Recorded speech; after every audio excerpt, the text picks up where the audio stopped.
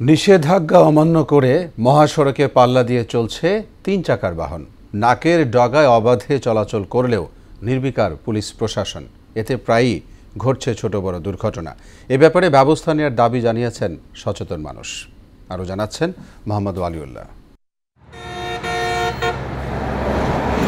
মহাসড়কে শৃঙ্খলা রোধে গেল 25 সেপ্টেম্বর 3 হুইলার বন্ধে পুনরায় নির্দেশনা জারি করে বাংলাদেশ রোড ট্রান্সপোর্ট অথরিটি। কিন্তু সরকারি নিষেধাজ্ঞা উপেক্ষা করে মানিকগঞ্জের ঢাকা আরিচা মহাসড়ক দাপিয়ে বেড়াচ্ছে 3 চাকার যানবাহন। মানিকগঞ্জ জেলার পাটুরিয়া থেকে গোলরা বাসস্ট্যান্ড পর্যন্ত বিভিন্ন পয়েন্ট ঘুরে দেখা গেছে বেপরোয়াভাবে চলাফেরা করছে 3 চাকার বিভিন্ন বাহন। তাতে পুলিশের তেমন কোনো ভূমিকা নেই। শৃঙ্খলা রোধে শুধুমাত্র বাসস্ট্যান্ড এলাকায় ট্রাফিকের ভূমিকা কিছুটা চোখে পড়লেও বিআরটিএ কিংবা প্রশাসন রয়েছে চুপচাপ।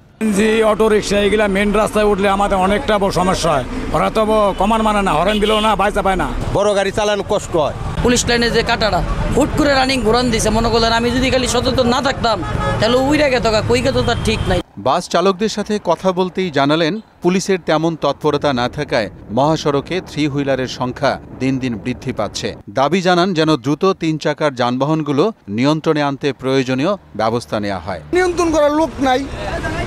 একটা যে বাধা দিব পুলিশ প্রশাসন ওরকম জোর দিচ্ছে না। তবে সিএনজি অটো চালকরা বললেন নিষেধাজ্ঞার পরও পেটের দায়ে মহাসড়কে চলাচল করছেন তারা। হাই রোড ছাড়া তো মনে করেন আশপাশের অলিগলি দিয়ে ঢুকুন লাগে আমাকে গাড়ি নিয়ে। হাইওয়ে রিক্স এটা নিষিদ্ধ, কিন্তু তারপরও ভাই পেটের দায়ে চলতে হয়। বিআরটিএ কর্তৃপক্ষ বলছে মহাসড়কে 3 হুইলার সহ অবৈধ যান চলাচল বন্ধে জেলা প্রশাসকের নেতৃত্বে নিয়মিত ভ্রাম্যমাণ আদালত পরিচালিত হচ্ছে। মানিকগঞ্জ মহাসড়কে অবৈধ যানবাহন চলাচল করছে। জেলা প্রশাসক মহোদয়ের নেতৃত্বে ভ্রাম্যমাণ আদালত পরিচালিত হয়, প্রতি নিয়মিত চলমান আছে।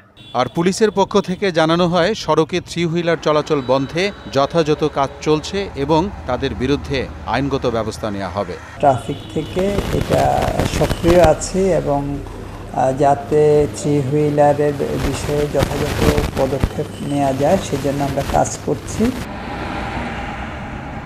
মোহাম্মদ ওয়ালিউল্লাহ, মোহনা সংবাদ।